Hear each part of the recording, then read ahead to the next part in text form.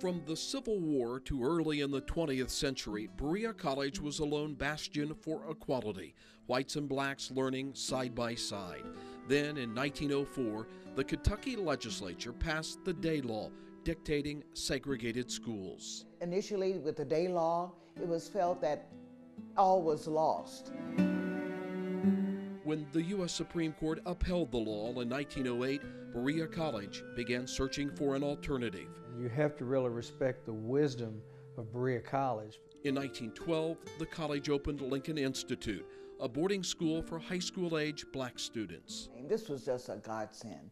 It was a wonderful opportunity. The campus in Shelby County is now a Job Corps center, but from before World War I until 1966, it was a refuge from inequality. At one time, 66 out of the 120 counties sent their kids to Lincoln Institute. As many as 500 students a year. See, I was 14 when I came here. Passed through what was known as the Blue Gate to make their way to Berea Hall. My name is Pearl Washington Allen. I graduated in 1957. A life-changing experience. I had wonderful times every day at the school. I really cried when I left. I didn't want to really leave. Naomi Elizabeth Taylor Bain, class of 1946. The school's annuals. I'm right on the end. I'm right there. Reviving memories of fun times and good teachers. And my graduation picture, yeah, you stayed busy. You stayed busy. You did. Gary Brown, class of 1962.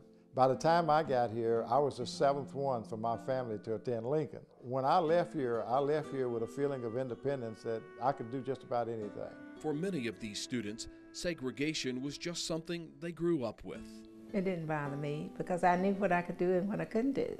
It was just the way it was. I am Dorothy Smith Dow, class of 1949. But not everyone. I was just angry. We would pass the white high schools. It was here that Dorothy Smith Dow began removing the shackles of discrimination. It showed me that the color of my skin was not as bad as I thought people tried to make it be. She discovered pride and confidence in herself, something teachers, including Hugh Ella Robinson, witnessed time and time again. I felt very satisfied. You know, you are building and giving growth to the young people. The last class graduated from Lincoln Institute 45 years ago, 12 years after the Supreme Court's Brown versus Board of Education decision. The population of the school started to dwindle, and then as you got closer to the 60s, it accelerated. Yet the spirit to sustain the past lives on.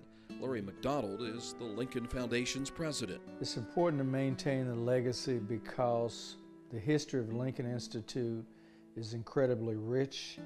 It's a story that needs to be told. A story of hope fulfilled. This was a special place for those young people.